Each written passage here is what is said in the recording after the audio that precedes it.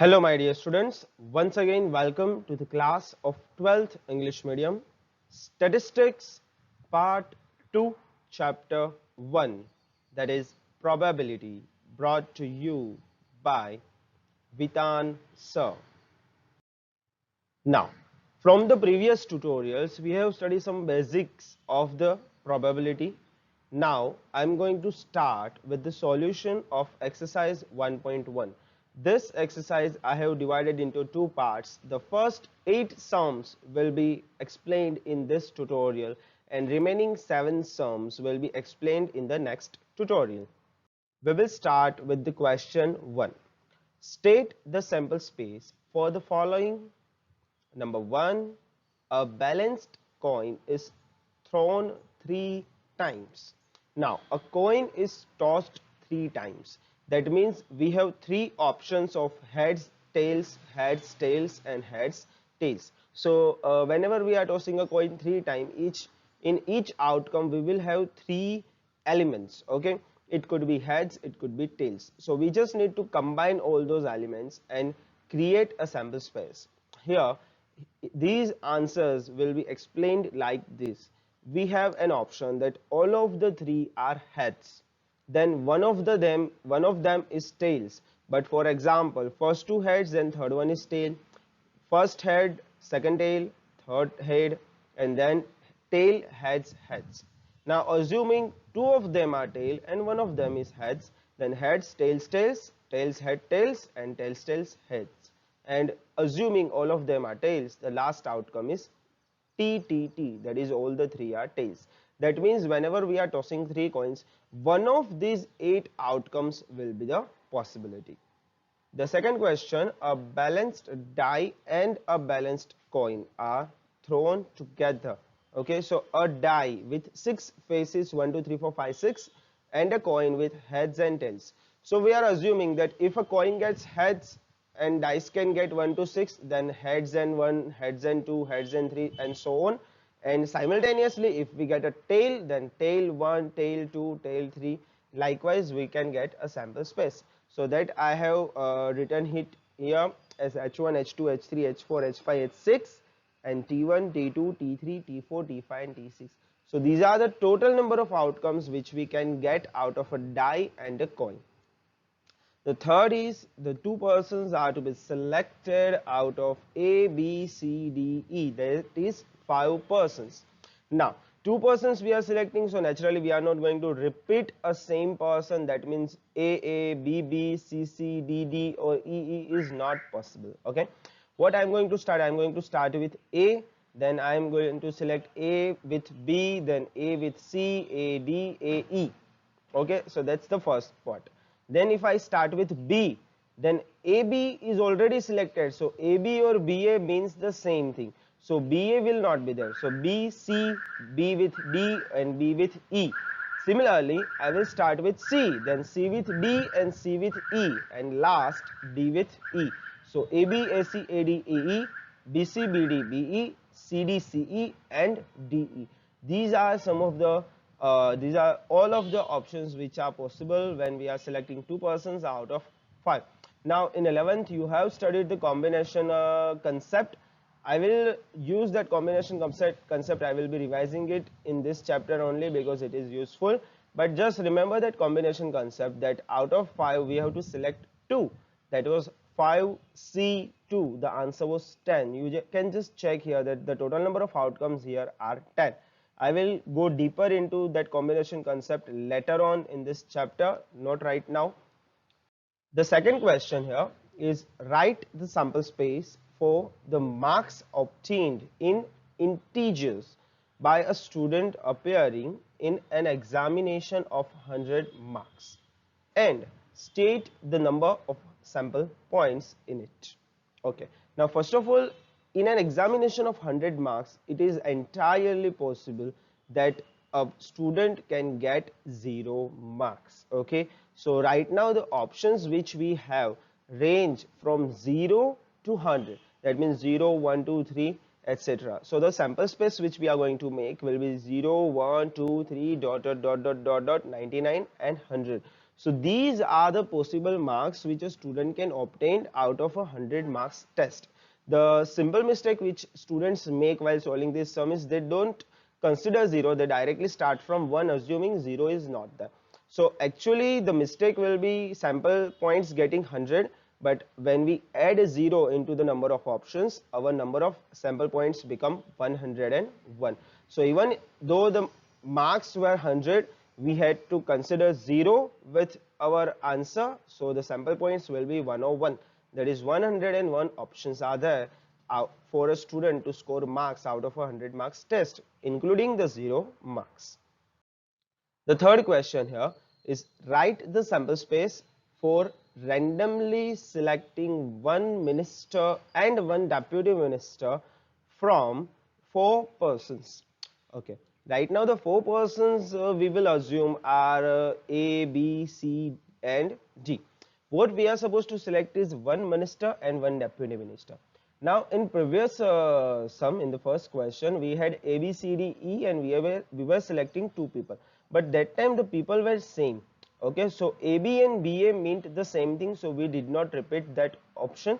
But right now, assuming that the first person we select is the minister and the second person we select is going to be the deputy minister, we can repeat the combinations here, because first time A could be a minister and B could be the deputy minister, and second time B could be the minister and A could be the deputy minister. So the here options will be A, B, that means A is a minister, B is a deputy minister, or C is a deputy minister, or D is a deputy minister. Then if we select B as a minister, then A could be deputy, C could be deputy and D could be deputy. Similarly, if we select C as the minister, A, B and D will be the deputies, or we select D as a minister, then A, B and C will be deputies. So here I have repeated the alphabets because their positions matter. Now if we again recall the 11th permutation and combinations, the permutations related to the arrangements and combinations were related to the selection. In the first question, A, B, C, D, E were about selecting, while right now the minister and deputy minister positions are important.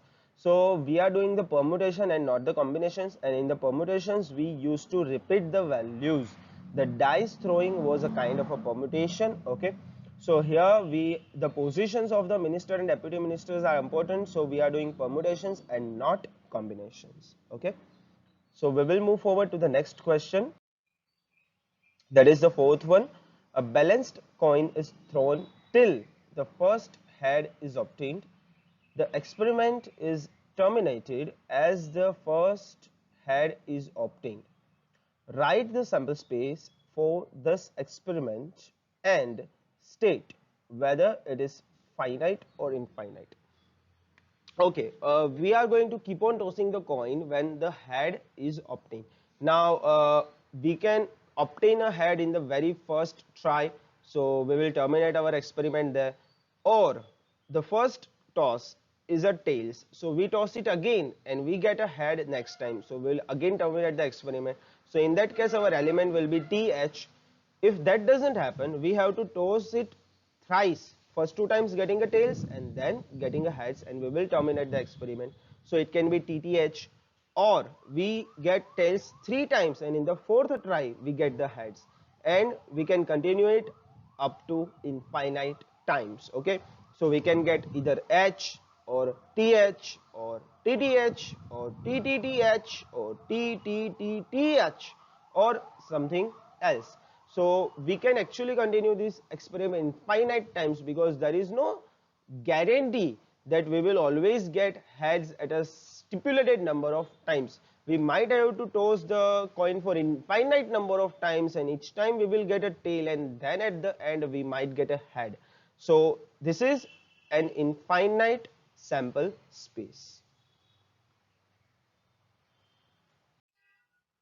Fifth one, write the sample space for the experiment of randomly selecting 3 numbers from the first 5 natural numbers. Okay, The first 5 natural numbers are 1, 2, 3, 4 and 5. Now, how are we going to do this? The first 5 natural numbers are there, so we have to select the 3 numbers. We can take them anyhow we want. We just should not repeat the same numbers. Okay, the combination we are supposed to do, the each time different numbers should be there. The position doesn't matter. You can take them first, you can take them last, it doesn't matter. But for the sake of simplicity, I usually follow a systematic pattern here. For example, first 3 numbers are 1 to 3. Then I change the last number with the next number, so I make it 1 to 4. Then again I convert 4 into 5, so I make it 1 to 5. This way you will not get confused. Okay, I am going one number by one number gradually. Now after 1 to 3, 1 to 4 and 1 to 5, there is no other number after 5 with which I should change my third digit. So now I will move forward to my second digit and I will change 2 with 3. So it will be 134 and 135. And as there is again no number after 5, I will change my second digit to 4 and I will take 145. Okay, so the 6 numbers I have got are 123, 124, 125, 123, 134, 135 and 145. Now as you can see, there is nothing I can change now with second and third digits. So I will move back towards my first digit and I will convert my 1 into 2. So now I will ignore 1 and I will get 2, 3, 4. Then I will change 4 with 5, so 2, 3, 5. And now I will change my 3 with 4, so 2, 4, 5. Okay, as you can see, each time I am taking some new numbers. Now this is the end of end for the first digit 2. So I will change that with 3. So that will be 3, 4, 5. And with that, I don't have any other numbers which I can take. So I end my symbol space here.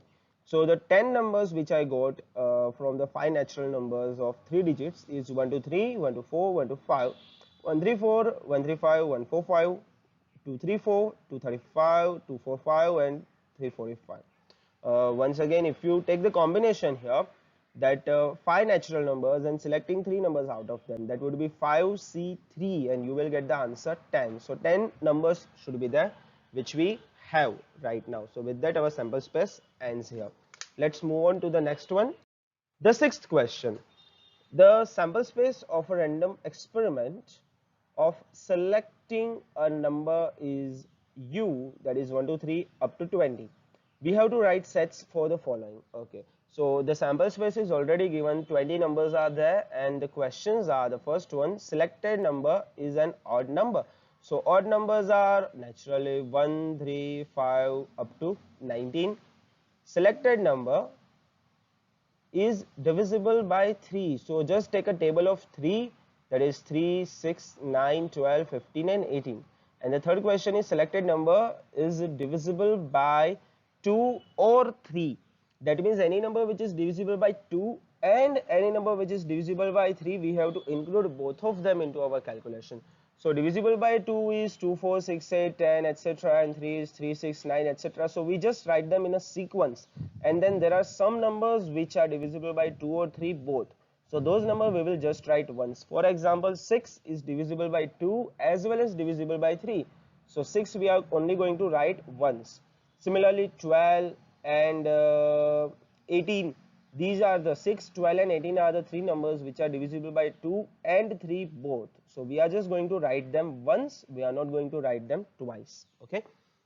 The next question, question number 7. One family is selected from families having 2 children. Their gender, that is male or female, is noted. State the sample space of this experiment and write sets showing following events. Now, first of all, we have to write the sample space. The gender is male and female. In short, I will write it down as M and F. Now, 2 options are there, 2 children are there. So, if we want to write the sample space for that, it would be both are male. The first one is male, the second one is female, or the first one is female and second one is male, or both are females. So, these are the 4 options we have about the sample space of 2 children. Okay, the first born, the second born also matters. The position is important. So MM, FM, MF and FF are the 4 options. Now the first question here is event A1, that one child is female. Now as you can see, out of 4 options, how many options has one F? Not 2, not 0, but one F, that is MF and FM, that is male female and female male. The second event, event A2, is at least one child is female. At least one means one or more. So one child female is MF and FM, and more than one female is two females, that is FF. So the sample space, from the sample space we will create our event A2, that is MF and FM FF. Okay. Now we will start with the question number 8. Two 6-faced dice are thrown simultaneously. State the sample space of this random experiment and write the sets given as follows. Okay. Now when we throw two 6-faced dice, if I remember correctly, in my second tutorial of this chapter, in the very last point, I explained what is the sample space for throwing two dice simultaneously. We will just write it down once again, and you need to remember this, it is important. Okay, assuming the first dice is 1 1 1 1 2 1 3 1 4 1 5 1 6, then it is 2 1 2 2 2 3, and so on up to the very last combination.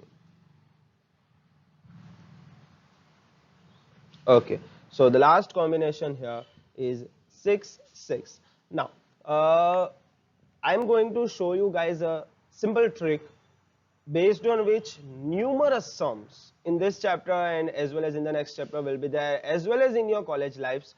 So remember this simple trick. It is going to take some time, but if you remember this trick properly, it will save a lot of time in your practical calculations. Right now I am dividing the whole of these 36 events into some parts. Okay, the first line, you can see above the line, you can see there is only one event, which is 1 1, and the sum of those numbers is 2, and the number of events is 1. So the thing here is that out of 36 events, the number of events which has a sum of 2 is 1. Okay, you will get it. Just let me continue. The second group here is 1 2 and 2 1.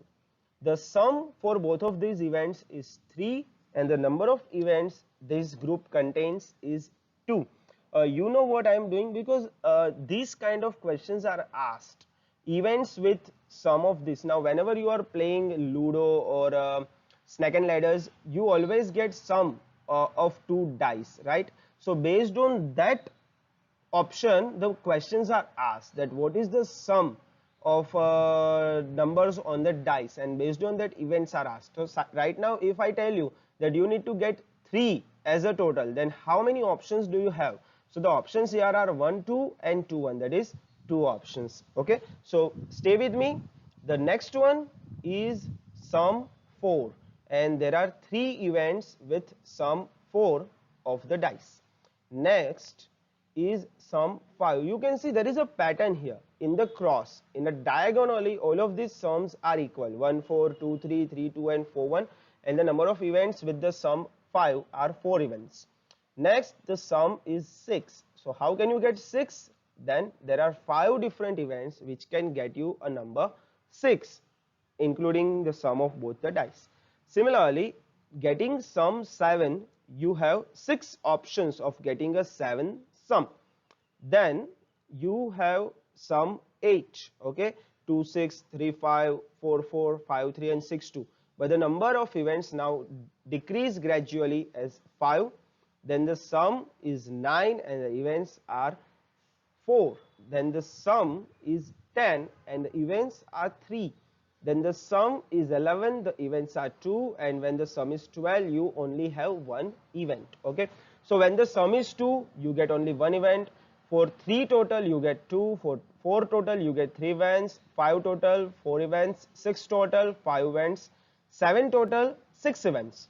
8 total, it decreases, 5 events. 9, 4, 10, 3, 11, 2, and 12 as 1. Now remember this whole what I can say drawing which I have made, actually copied this drawing down as I have shown you here in your notebook, because in the next sub questions of this particular question this drawing will be important. I will be copy pasting this drawing for each and every sums, but you are not supposed to draw this again. Just draw it once and use it as a reference for the solution of the next sums. You will understand its importance once I start solving those sums. Okay. The first question, event A1 is the sum of number on dice is 7. So we need to write down all the events with the sum of number on dice is 7. Okay, so events with the sum 7. Now if I don't show you the system that diagonally every sum is the same, you will need to check out each and every 36 events to find out which has the sum 7. But if you have this system, this image with you, you will know that the sum 7 has 6 events which are 1 by 1, 1 6, 2 5, 3 4, 4 3, 5 2 and 6 1. Okay, so if you have this particular thing with you, you can just directly copy those events here. You don't need to calculate anything, you don't need to even find them in your answer, you just get it directly. It saves a lot of your time. Okay. Next one is event A2, the sum of number on dice is less than 4. Now you have the reference here, how many sums less than 4 are there? So naturally sum 2 and sum 3. So sum 2 has only one event 1 1 and sum 3 has two events 1 2 and 2 1. So you just write these events down. We have less than 4.